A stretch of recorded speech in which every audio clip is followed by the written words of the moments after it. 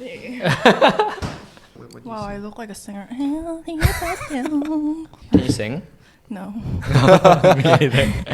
Yeah, you can. I sang for Daniel once. With this mic? Yeah, remember? Why'd they put you in that box like they do? Oh, you had to poop.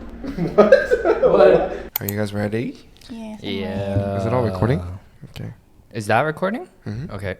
You know how like we awkwardly like dance to the music? Yeah, I and saw. Wait, that's what we gotta do now. Yeah. let me do mic test real quick. I don't know who's who. Sarah, talk. Hello. Yeah, I'm gonna raise you up a bit. Hello. Hi. This is ASMR. Oh no, but like talk normally. Oh, okay. Hi. Hi.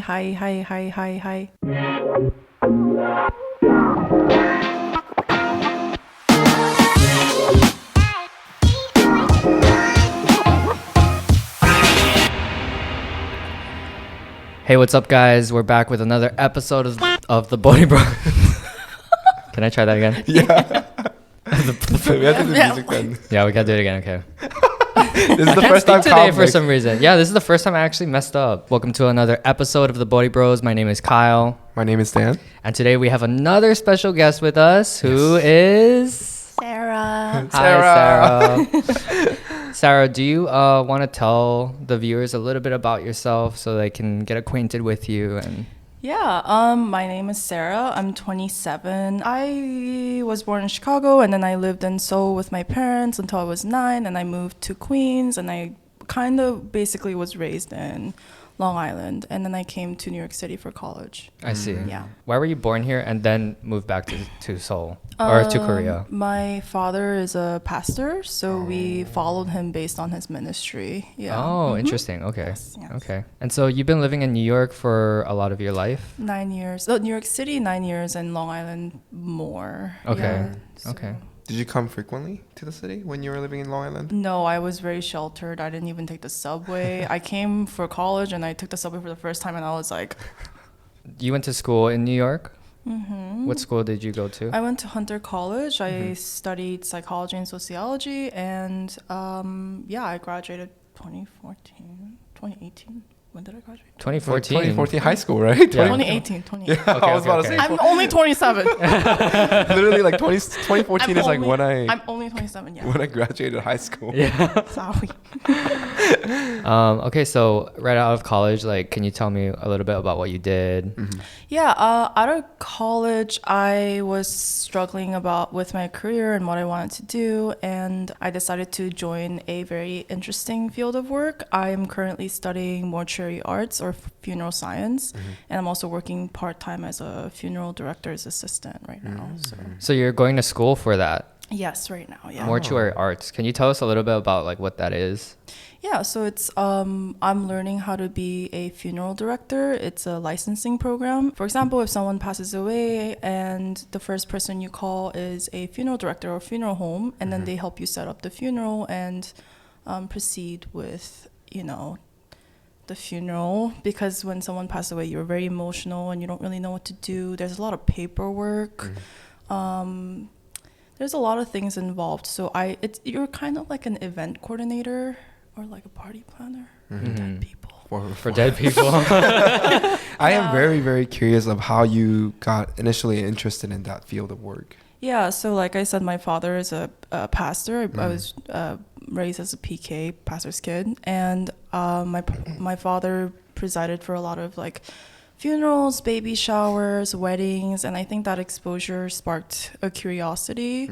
I think I've also been very existential, like my personality. So when I'm going to work and I'm constantly surrounded by death, it feels like I'm a step closer to answering questions about my own mortality. And the bigger reason is it's a privilege to help families and people who are grieving to say their last farewell to their loved ones. It's extremely vulnerable and intimate, a funeral, and to be able to watch that and see how someone lived their life and their relationship with their loved ones, you don't get to see that. It really is a privilege. So There's like a few very vulnerable and intimate times of your life, right? It's like birth, wedding, death probably would be the top 3, right? Yeah. Can you Right. think of any more? When you have kid. I guess, yeah. That's birth. Yeah, Sex. not Sex. aspect of life that you need. You said intimate. Intimate and vulnerable. Yeah. But then when there's a lot of people there, unless you're like a voyeur. Oh, sorry. That's your job.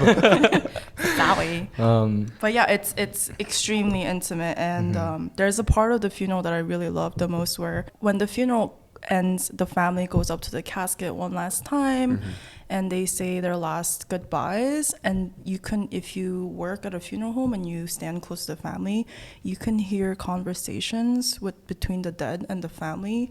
And there are very vulnerable, intimate things. I know exactly what you're talking about because Yeah. my grandpa just passed away last year. Yeah, I'm so sorry about that. Yeah. Yeah. And then we had the funeral this year. And it is very sad. And I'm gonna might get Oh, a little no. sad thinking about it. Yeah. But like even when you go over to visit their grave, like you're still having conversations with them. Yeah. It's like there's almost like still a dialogue happening like Yeah. even after they pass. Yeah. And it's very deep, and it's kind of like you're still catching up with them as if they are alive. Yeah. Some people probably apologize. 2 things I hear the most is I love you and I'm sorry. Do you cry like every time? Yeah, I have a habit of crying at work, and it's something that I shouldn't do because it's my job and Yeah. you have to desensitize. The first time I started working at a funeral home, I went to a funeral and it was really sad. I started crying, and the funeral director looks at me. He grabs a tissue and he's like, "Come here." And I'm like, "Okay." And I crawl over to him and he's like, "You need to pick up everyone else's tissue off the floor and stop crying."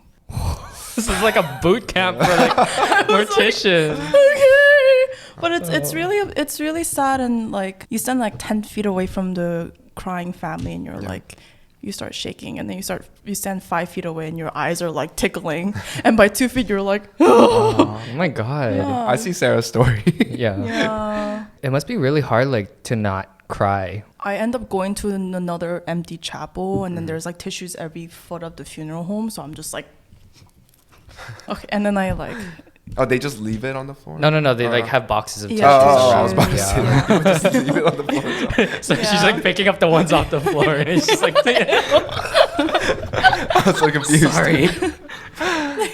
Yeah. Yeah. You said that this profession and being a mortician helps you answer the questions about mortality. What kind of questions were you talking about? I think the biggest thing I struggle with is finding meaning in my life, where, you know, I don't really know what's going to happen after we die. So I've had moments in my life where I get into this cycle of like, is anything really meaningful? Or if I die, is anyone going to remember me? And then when I go to funerals and I witness it firsthand, I think that I will never know the answer. That's the reality.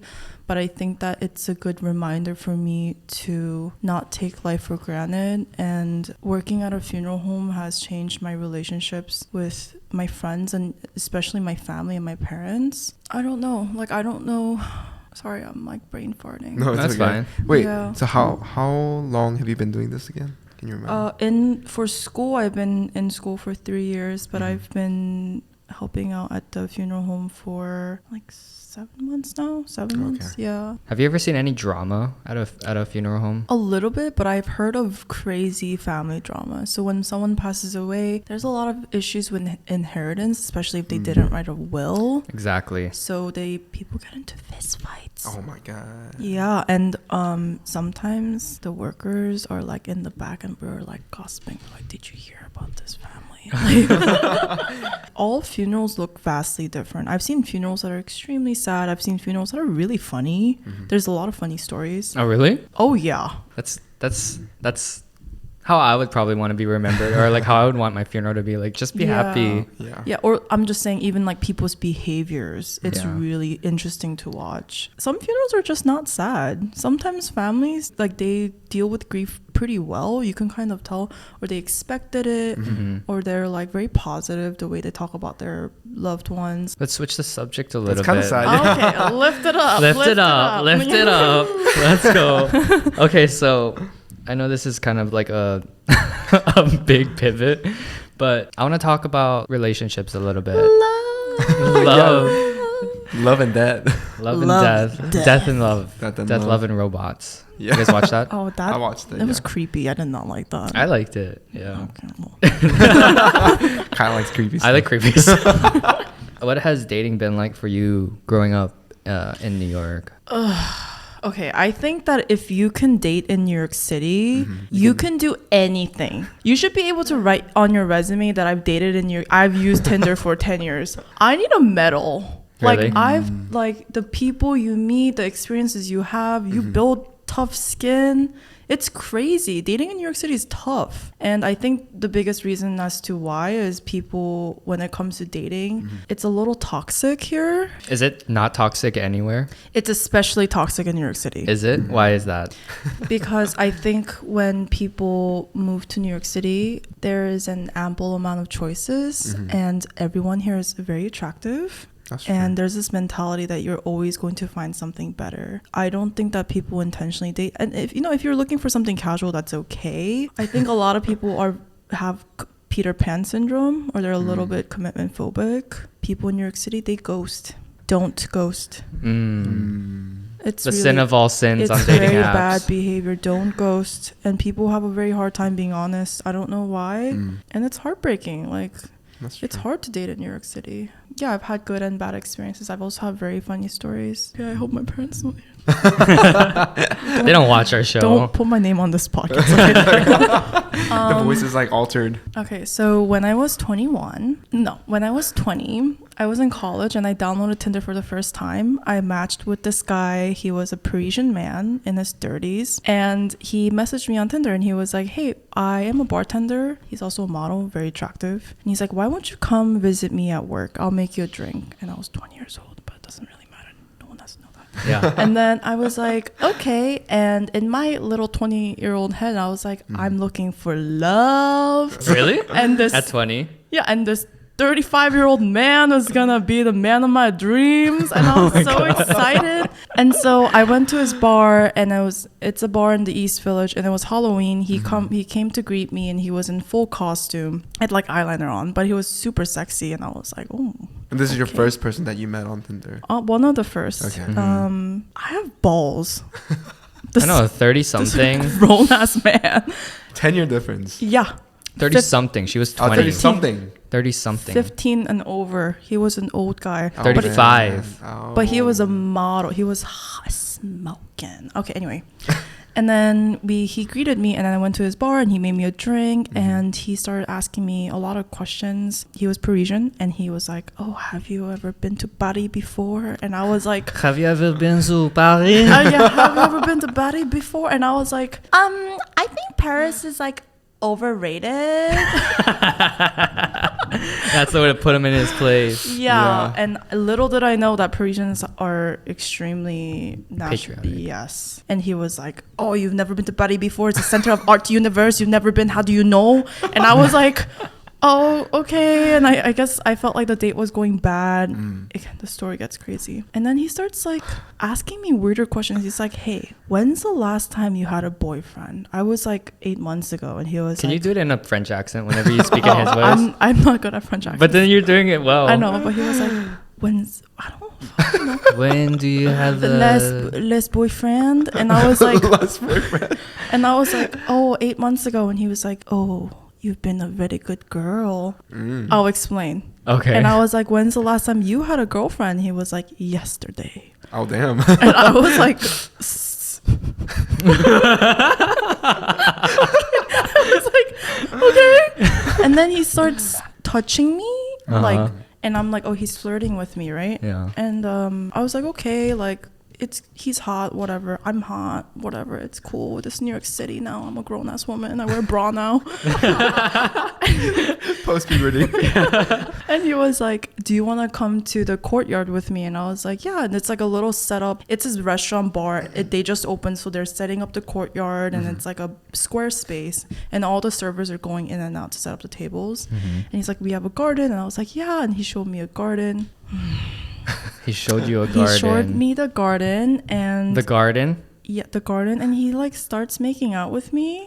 Well, I'm into it because I think he's attractive, right? I'm like, okay, we're at a public space, it's just making out. And then he starts pulling down my skirt. And I'm like, no. I'm like, I'm sorry, I'm not comfortable with that. And he's like, oh, okay. And then he unzips his pants. In the garden? Yes, at his work, with his coworkers coming in and out. Are you serious? Turned away from them. He unzips his pants and he takes out his baguette. But it is a soft baguette.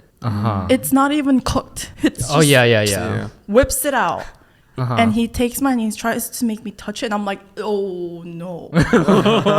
No. Wait, that's sexual assault. That literally, yes, I got sexually assaulted. Okay. Literally. And I was like, no, I'm not comfortable. And he's like, okay, do you want to go to the bathroom? And I was like, no, I don't want to go to the bathroom. And he was like, no, do you want to go to the bathroom with me?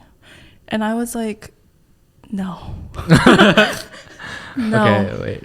Yeah. And then I was like, I think I'm gonna go home. And he's like, okay. And he shows me out, and he like tries to make out with me. And while he's making out with me, the servers are coming next to him and asking him questions about the setup. And he's like making out and turning around to talk to the servers. And he's making out and turning around, and no one cares. So he's done this before. Yes. Oh yeah. This is a French restaurant. No one cares. And I end up going home and I start crying. Because I thought I was going to find my husband. Oh. Not because you like got like sexually assaulted? Yeah, and that too. Okay, that too. And then I looked it up on Google what French dating style is like. Oh. French men apparently are extremely sexually aggressive. And also in France, apparently when you even start casually dating, you call each other boyfriends and girlfriends. So when he asked me when's the last time I had a boyfriend, he was asking me when's the last time you hooked up. Yeah. And I was like 8 months ago, and he was like, you've been a very good girl. And that was kind of scary in a way. That, like, the fact that he put 20-year-old in his filter. First of all, yeah. 20. Probably under that too. Yeah. Yeah. Probably had it down to 18. Yeah. Yeah, and his coworkers didn't care. Like, he's done this before, you know? So that was traumatic. And I kept dating.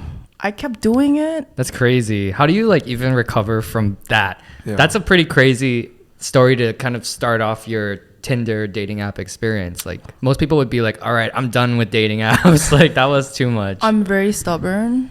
And I think addicting too. Yeah, it's addicting, and I want to find love. And like we've had bad experiences and we've had bad relationships, but at the end of the day, you just gotta keep pushing, you know?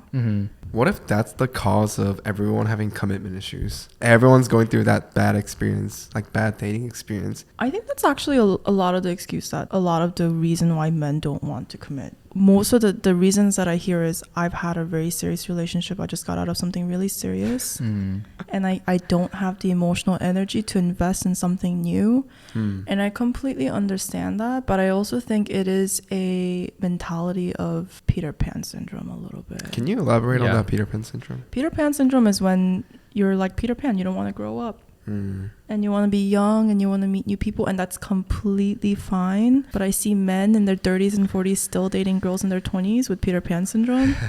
Me and the French guy. Kyle's smiling at me because I said the exact same excuse. Like, it's not an excuse. I did date someone for 6 years. And I genuinely didn't want to date someone because like I always had that mindset of like, oh, like I'm not going to be fully content with this relationship. And I'm ultimately going to hurt this person. And if I know that, then like I don't want to do it. If I do meet someone that's like very seamless, then I am open for that relationship, but it hasn't reached that point yet. I think that's a very valid excuse to be like, hey, I'm just not at a place to provide emotionally. I'm not emotionally available. But I think the issue is people don't communicate that, you know. And it's awkward to be like, you meet someone for the first time and be like, hey, I'm not ready for anything serious. But like you have to be honest, you know. What do you think personally is the best time to kind of communicate that? Honestly, I think you can naturally bring it up. Be like, oh, what's your experience been in dating in New York City? And they're like, oh, it's been like this, blah blah blah. And what's your experience been like? And you could be like, oh, my experience with dating has been like this, or I've had a very serious relationship with someone, and I think right now I'm starting to reestablish myself. And I think you can say it gracefully without making it awkward, you know? So how do you recover from that story? From the French guy? From the French guy. I don't know. I'm in New York City, one of the greatest cities in the world, and there's such a surplus of beautiful and fantastic people. I'm not going to stop dating. Shit. I mean, yeah, the thought is like you'll eventually get married one day. Yeah, or not even. I mean, I was 20, and yeah, I thought I was looking for love, but even then, I was like excited to meet new people and like, you know. Yeah. Do you think that you're still in that mindset of like, I want to date to marry, or like, do you think that's changed? I think I've had enough experiences with people. Ideally, right now, I want to find someone long term. Mm-hmm. Yeah. So after that incident,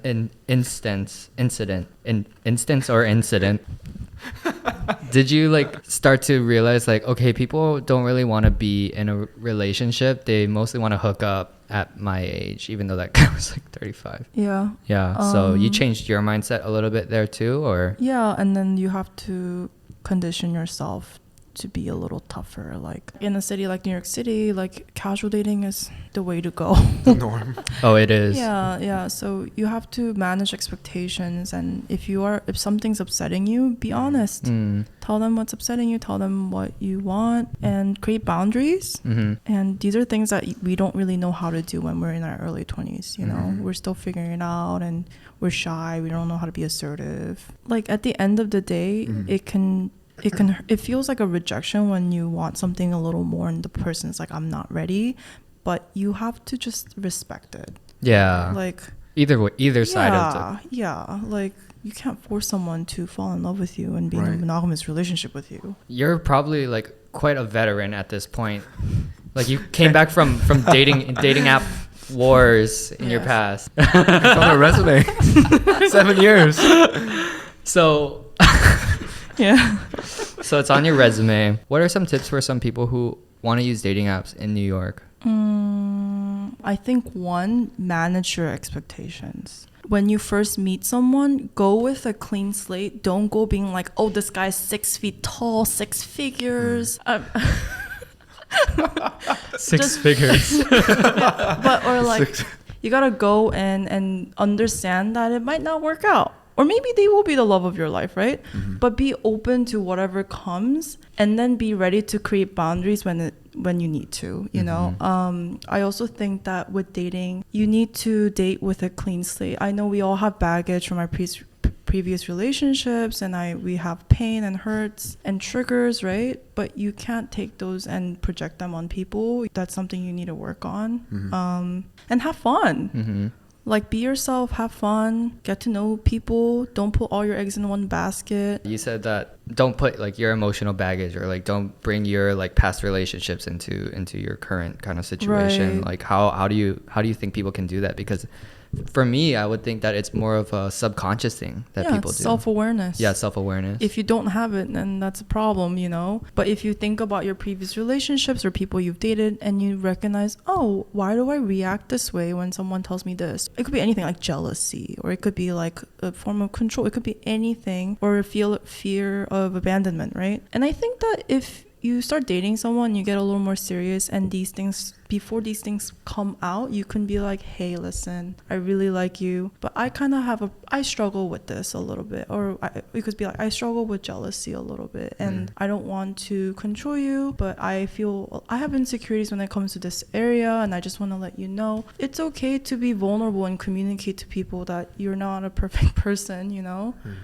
Things like that. That's a really good advice, actually. I think being vulnerable also, like, you know, they could provide reassurance. Yeah. And you can kind of heal from that and like level up your attachment style. Right. And if they can't handle it and it's not their cup of tea, then they will create boundaries or walk away, you know? Do you think you'd be able to do that like on a Hinge date? I'm still on the learning process. I feel like I'm not really like 100%. I'm not 100% on like, oh, I only want casual dating. Like I said, if it just moves on like smoothly, then like I am open to seeing that person too. So like I don't want to like establish that. Yeah, it's kind of hard to like be like, oh, maybe I can. Well, more about like talking about like, you know, what you're comfortable with, how you are as like a dating partner. It's something that I haven't really thought too much about, because like I haven't really been in a more I guess serious relationship. It's been more like casual and things like that. That's true. But I think it is a really good advice. Like I would do it for my future like more stable relationship, just to like, you know, kind of give them the idea of like what I'm struggling with, and because like I do want to fix if there's an issue for it. I don't want to like carry that on with me to the next relationship, and ultimately what you want to do is like make that relationship work, right? Right. So going back to your time on Tinder when you're meeting Jen, like what was your intention at that time? You wanted to find someone like more stable relationship, like No. I was like in New York for like a week, right, or like less, or actually about a week. And so like I was doing a lot of networking at the time. Okay. So I wanted to network with people on Tinder. I wanted to like, you know, meet people. Yeah. Like, and then I mean, like if hooking up was like there, like if it was an option. Yeah. I don't know how I would do that though, because like I was staying at an apartment with 5 of my coworkers, so I probably wouldn't like bring someone back. I don't know. I was just looking to experience something. I think at the time I wasn't really looking for like necessarily a relationship. I just so happened to meet Jen. Yeah. And then I mean, I think like from you talking about the previous experience, you did make it very clear that you had a girlfriend like recently. Oh, very, yeah. When we were talking at the party that we met at, I told her, yeah, I broke up with my girlfriend like 2 weeks ago. Yeah. Like that's good. Why should I lie about that? Yeah. You know? I mean, not even lying about it, just like being upfront. Or lying by omission, right? Yeah. Or just like you just don't say it's like. But yeah, that was kind of like my experience. Gotcha. Okay. Yeah. Why do you ask? No, just understanding you more. Oh, I see. Or like your so perspective. suspicious. You're like, why do you ask? Yeah. What do you want to know about me? I have secrets, you know. You probably know the most of me. Yeah. Yeah. I mean, I pry from you pretty often, so. I'm very open to Kyle. Yeah. This is how I should be in relationship too. I think we already talked about this. What are some stereotypes of dating in New York City? Yeah, the fact that people are looking for something better. I think people have a very hard time communicating. You know, if you don't feel it anymore, you're seeing someone and you don't feel it anymore, right? Just be like, hey, listen, I had a great time, but I'm not feeling it anymore. I think this is not working out for me. I wish you the best, right? But people don't do that. People ghost. And I hear ghosting stories. I've had it happen to me. I've heard about it. It's really upsetting because it's like, just be honest. And it's okay if you don't owe someone your feelings. If you don't feel it, you're not in love with someone anymore, that's okay, right? Even rejecting someone is difficult. It's hard to be the bad guy and be like, I'm not into you. Yeah. You know? It's just really mean, right? To like ghost someone. Do you see that happening on both sides, like yes. male and female? Yes. Oh. Both sides. You see some friends do that? I've done that when I was younger too. Oh yeah. I've ghosted people because I didn't know how to be like, I was just like, how do I tell this person I'm not into them anymore? Especially when that person's really into it. Yeah. It's heartbreaking. Yeah. So you've been ghosted before? Yeah, I've been ghosted mostly when I was younger, but I haven't really been ghosted recently. Why do you think that is? Because people have a hard time turning you down. No, but like, why do you think it's like more when you're younger? No, why haven't you been ghosted more recently, do you think? Yeah.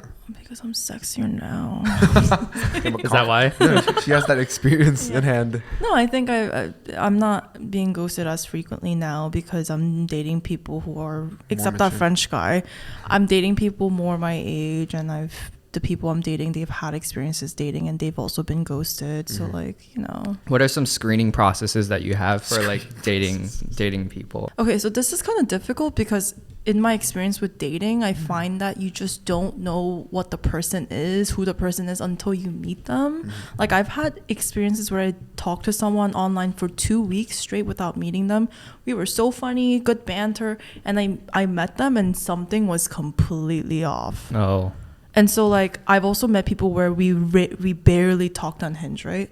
And we met and we were like, I really like you. Like you can't vet people out in the first 2 dates, right? There's certainly like sometimes you can. Yeah, like the French guy. Yeah, you can tell. But most of the time you don't know until you get to know the person, you know, and you have conflict. Yeah. You're gambling. Every time you're dating and you're looking for love, you're gambling. You don't know if you're gonna win or lose. You won big. I did, yeah. You won too big. I won the jackpot. Green flags are like not just like the standard, like, hey, how are you? Where are you from? Like but it's like funny banter, something funny about my profile that they picked out, like a picture or like a joke. They notice something about my profile. It's not something like, oh, you're beautiful, you know? Yeah. That's how you know, like someone's kind of generic, right? Yeah. Copy paste. Yeah, you're beautiful. You're beautiful. Yeah. You're beautiful. Yeah. It's a numbers game, guys. The worst advice for Yeah. cringe dates. Yeah, but I also think another green flag is this is just my personal preference. I like people who plan. So they're like, next Thursday, 7 p.m., be there, be square at this place. And I'll be like, oh my God, perfect. And we meet on time. I'm like, wow. I feel like something Daniel would do. I have a question though. So I do that, but like, do they literally choose place out of nowhere, like without asking you, like, what kind of food do you like? I mean, usually that's like, what do you want to eat? Okay, do you okay. want to meet Then they up? give you like a recommendation. Yeah. So because like I need some kind of idea of what you like, what you can't eat. Right, Yeah. right. Do you ever have Right. girls who are just like, yeah, wherever? Yeah. I do Yeah. that. Yeah, you do that? I'm like, wherever you want. Oh, really? You choose, yeah. I have a list of restaurants that I want to go to. Oh, okay. So you just I like just tell pick them. out 5 of them and then they just choose usually. Yeah. And then I just make the reservation after. But the one thing that we talked about last episode too was how expensive it can be for guys to like take girls out. I am a big believer in Dutch paying. I've rarely had the man pay for my first meal or honestly any meals. That's why they don't ghost you. That's why they don't ghost me. And Right. yes, but I also date people who don't make money. What do they make? Intentionally or? I've dated a lot of creatives, so they can't afford to take me out. And What kind of creative? He's a creative. I'm a creative. Oh no. Like musicians, designers. I'm a designer. Oh Lord Jesus Oh, Christ. good thing I have a girlfriend. Yep. Yep. Thanks to Jen. Yeah. Thanks, Jen, for sponsoring my life. For people that don't know, Dutch paying is like you pay half. Splitting, yeah. Okay. I don't know. Like, I don't think that I just personally, maybe I'm just not old fashioned. I don't want someone to pay for my meal. I can pay for myself. And I don't like people paying for my things because I feel like I owe them something. I don't want any expectations. It's nice to have your meal taken care of. Like, of course it's nice, it's sweet, but it's just not one of those things where I think a lot of girls are like, oh my God, he didn't even pay for the first date. But he doesn't know you. Yeah. Like, you guys are on the same playing field. He doesn't know you. You don't know him. But I think generally, like, people say, like, if they initiated the date or if they wanted you to come out, right, then they just pay for it. But usually it's the men who's initiating, right? Because girls get a shit ton of messages on Tinder or Hinge, and guys have choices. Yeah, right. Yeah, so men can't afford to date in New York City either. They have to spend hundreds and drop, so I get it. Yeah. What would you recommend for someone who's like, oh my God, I'm paying so much going on these dates? Do you Coffee think dates. Okay. That's what we talk Walks about. at parks. Walks at parks. Don't go to restaurants. Do something fun. Like, go walk around. Go to Soho. Go people watching together in Washington Square Park. And then if you decide you really like them and maybe you want to treat them out, I've heard that there are friends of ours that consider you to be a person who like loves love. Is that true? Yeah, I have cupids in my ears. Cupids? Yeah. Oh my God. And I have a little cupid initial tattoo on my ankle too. And I have a picture of Cupid and Psyche on the top of my bed. So you love Cupid? I love. I'm a Libra. I'm a Venusian. I'm ruled by Venus, What does that mean? Romance. Can you elaborate? We could talk about astrology later, but I'll get into that later. But yeah, I love relationships. Honestly, I love PDA. No, as long as it's not excessive and you're not taking out any baguettes, it's good. I like that you keep coming back to the baguettes. Yeah, because that's but like I love seeing couples hold hands and giving little kisses. Like, I love love. It's such a good feeling. And I love Valentine's Day. I don't know. I just don't get when people are like seeing PD and they're like, ugh. And I'm like, what? What do you think is the deeper thought behind that? Why people are so offended by PDA? I don't know if it's I don't think they get offended. I think some people might be uncomfortable. Yeah, like get a room or something. But I also, maybe it is jealousy. I don't know, right? Like, but at the end of the day, it's a good feeling to witness love and feel loved and give love. And yeah, I soak in it. I bathe in that shit. Like, What does bathing in love look like? Roses. yeah. Like, Bad bomb. Dream sequence. Slow motion. Doing K-pop. It feels so good. Yeah. So as someone who like loves love, what keeps you optimistic about like dating in New York where there's like so much, it's like you said, it's like casual dating, right? It's the city of casual dating.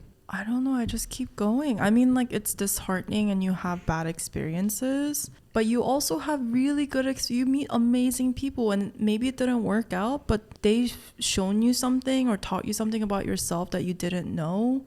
And those moments are so rewarding that I just keep doing it. I'm too stubborn. I'm not going to give up.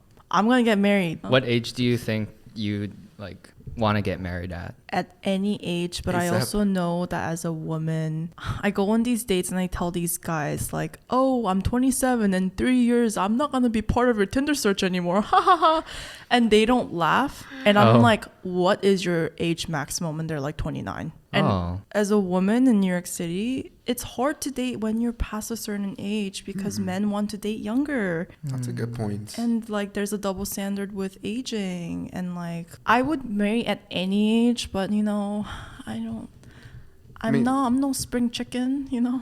Do you think it might be different? Like maybe the older guys have those filtered, including the 30s. You know, it just like moves on with the age. Yes, but I also know a lot of men in their 30s still date girls in their 20s because they know that when they date women of 30s, women are looking for something very intentional and very serious in their 30s, so it has to be serious. They can't be fucking around, right? Do you think it's good to like keep connections with your like Hinge dates? It's not that this is intentional, but I burn bridges with people I date. I've like kept connections with some people I've hooked up with, you know, but it's not easy.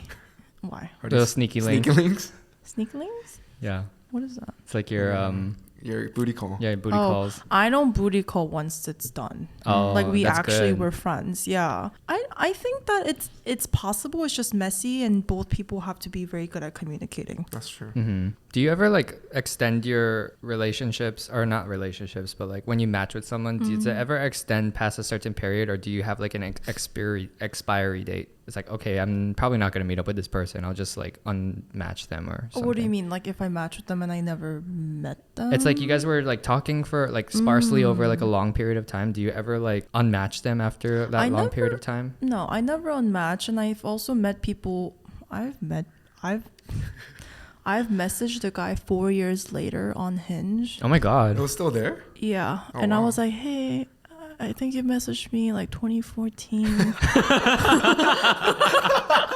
I was too young at that time. I was going through something really serious. Like, are you still free? And he was just like, wow. But we met up and we're friends. Oh, okay. That's good. That was probably really funny for him. Yeah. 4 years. Yeah, and it's not a big deal. Like people online, everyone is flaky on apps, right? Yeah. If we talk and, you know, maybe if we had a long conversation and they ghosted me, unmatch. But if it's like there was no conversation to begin with, it was like a three sentence conversation, I'm not gonna be salty about it. I'm just gonna be like, oh, it just didn't work. We didn't talk. Yeah. Like, you know. Do you want to talk about zodiacs a little bit? Yes. Yeah. I don't know anything about it, so you guys have to educate me. Okay, I want to guess your zodiac signs. Okay. I'm really good at guessing. Do you guys know your signs? Yeah. Yeah. Do you guys resonate with your signs? I don't know what it is. Yes. Do you know qualities about your signs at all? Like briefly what people tells me, but it just goes through my other ear. Do you resonate with it at all? I resonated. Okay. Like if they tell me something, I can kind of relate. Okay. I'm asking you if you resonate with it because for me to guess, I'm guessing on your personality. Yeah. Right? I don't actually think the stars. Like this is okay. Stars don't lie. Yeah, Yeah, right. yeah. Stars do lie. So I'm gonna guess Dan's first. Okay. I feel like Dan is like a little bit. Dan's. I feel like Dan. I can see Dan as a fire sign. Oh. A little bit curious about things. Like you're a little spicy, and I feel like you're maybe a little restless. You're a little restless. Oh, I don't okay, know. What does okay, restless mean? Okay. I don't see you as a water sign necessarily. I could see you as an air sign. How many signs are there? There's 4 signs: Yeah. fire, air, earth, and water, right? Also like airbender. Yes. Yeah. And the elements are based on general traits, and it gets specific into the actual signs. I didn't know about. I knew about like the fire. That's it. That's Do all. you I know knew. the element of your sign? Yeah. Did I get any Wait, of the elements? elements? Don't tell it. Oh yeah. Yeah. Yeah. You know your element. I think so. Am I right when I say it's a fire water sign? Yeah. I'm right? Yeah. Yeah, that's why I was Getting like, close, oh. getting close, That's why yeah. I was like, oh. Okay, so it's a fire sign. You can kind of tell by Kyle's reaction. Okay. It's getting closer. Okay, wait. I think if I had to choose, I think that you are a Leo or Sagittarius. No. I think you might be an Aries. I think you might be an Aries or a Leo. Lock in your answer. Yeah. Lock in your Give answer. me one animal. One animal. Or one sign. Is this your podcast? Yeah. Did you start this podcast? We Yeah, both he started started it. it. I think you're a Leo. Yeah, you're right. He's a Leo. He's a Leo. Dang, She's that's right. crazy. She's right. How? Did you? And her question was, did you start this podcast? What And does then that that was her like solidified answer. So What like, does that mean though? I don't know. Are you You a gotta prophet? tell us. I think that this is just my guess of your personality. I feel like you're a little restless, but you're a little bit like there's a pizzazz to you. You're like, look at me. Do I? There's a little bit of like I'm the so. star. Yeah. A little bit. And a little fire. You're a little bit like a Interesting. little passion, you know? Interesting. I don't know. You could tell it by how many signs are there? 12. There's 12 There's 12. Oh signs. wow. Like I feel like my first impression, I thought you were very calm and very serene. Am I not calm? But I don't think so. I think internally there's a little spice going on. That's surprising because this is our 3rd time meeting, Yeah. and the Yeah. first time we barely talked. yeah. It was his Yeah. movie screening. I guess like you kind of got a sense of it through this conversation Podcast? too. Yeah. Oh. Yeah. Wow. Good you- job, Yeah, Sarah. wow. That was good. Dang. Okay, you gotta. good. Okay, Well, can so you guess what this? were you gonna ask him? Do you know anything about your sign at all? I know the curiosity part, so I was just like, oh, Yeah. but that's pretty much it. Do you see yourself as a passionate person? I would say so. It depends on the topic though. Like, I'm really passionate about this certain things. Right. Are you a shy person? Do you like expressing and showing people how you feel? Yeah. Do you think that you have a temper? Be honest. Yeah. Hey, Leo. Leo. Oh Damn. Damn, she I just guess. exposed the shit out of you, dude. I guess the stars were aligned when I was born. God damn. Oh, I feel like mine is gonna be easy, but I don't know. I don't know. I think Kyle. I don't know if Kyle's a fire sign. I don't know. I get like Kyle. I feel like it's an earth or water sign. I don't know if you're a fire sign. Maybe an Really? air sign. Yeah, I feel like. Am I right when I say you're a water or earth sign? No. Oh. Oh no. Are you an air sign? No. You're a fire sign? Yeah. I don't believe that. Maybe I'm more And transparent. I think I'm very aligned with my sign. Are you Sagittarius? No. Are you an Aries? Yeah. Really? Yeah. You guys both have really bad tempers. I've never seen Kyle with I don't have a though. temper. That's what the stars tell me. See, this is Oh. where stars lie. Like, if you say the way I know Aries, Mm-hmm. they're extremely competitive. I am I know Kyle's competitive. competitive. Yeah. And they're very They're very hot and cold. Like, they will get angry and then they'll get over it. Yeah. Those are the fire sign traits. I think the reason is because I've been better about managing my temper as I got older. Yeah. Have you guys gotten your whole chart read? no. Oh, like from that app or? Yeah, from like CoStar. or Yeah, like- yeah. I'm a rising Taurus and a Gemini moon. I feel like your rising Taurus is what makes you calm. Yeah. So that's like your first impression, right? Uh-huh. And Taurus signs, they're an earth sign, so they're very grounded. Oh, okay. Yeah, and they're very stable, right? But Aries is like fire. Yeah. So it's like your first impression, you're like, oh, I'm a nice, cool, calm guy. But not really. Oh, no. Bring out a katana and he'll just fire up. My Aries comes out, man. I'm like, I'm sorry, but I'm not gonna give any of you chances. Oh my God. You said Jen's a Libra? Yeah. You guys are very compatible. I know. That's what we talked about. Opposite signs. Exactly. Yeah. Exactly opposite. I'm April 16th and she's October 16th. Wow. Yeah. So we're like aligned. It's tomorrow. Yeah. Sing happy birthday. Happy birthday, Jen. Love you. Come get your man. Okay. So you didn't think I was an Aries? No, I thought you were Earth sign. That's what I felt like you were a Taurus or something. Yeah. I guess I'm also very stubborn, super competitive. Yeah. I'm also very passionate, I think. Yeah. You guys are compatible as friends. We're very compatible. Yeah. Right. I was like two fire signs. Yeah. Well, nowadays, right, with dating, astrology has become one of those things that people just bring up. Like, did you guys have no, not you. Did you have an experience? Because you're not. Yeah, I'm not dating. Did you have an experience dating girls and they're just like, "What's your sign?" Yeah, I had two girls, not in New York, but back in Georgia. They made me download the CoStar or something like app. that. Cool. Yeah, nowadays it's really hardcore. They're like, "Ew, you're Scorpio. Get away from me." Like, people vet people out based on astrology signs. It's like Straight MBTI. out, yeah. It's insane. No, well, MBTI, it's not. I don't. It's Well, I guess you bogus, can change. You can right? change. Right. And the MBTI, it's still a little pseudo. Like, you're taking a personality That's test true. and putting someone in like a 16-box category. But like, it's still based on some sort of questionnaire where you answer it. The stars has nothing to do with that. It's just like the time and your coordinates or whatever. So That's crazy. what is your MBTI? I'm an ENFP. I'm ESFJ. Wow. And you? I don't meet a lot of S. I just turned to S. Yeah. Yeah, I was ENFJ. I used to be ENFJ, now I'm INFJ. Okay. Yeah. What advice do you have for men? First of all, do you think men are trash? No, not necessarily. I Okay. think we say that. I say that too, right? It's a common phrase. I think that men mature slower, but to say men are trash, I don't necessarily believe that. I think women are also trash. Everyone's hot garbage in New York City. Okay.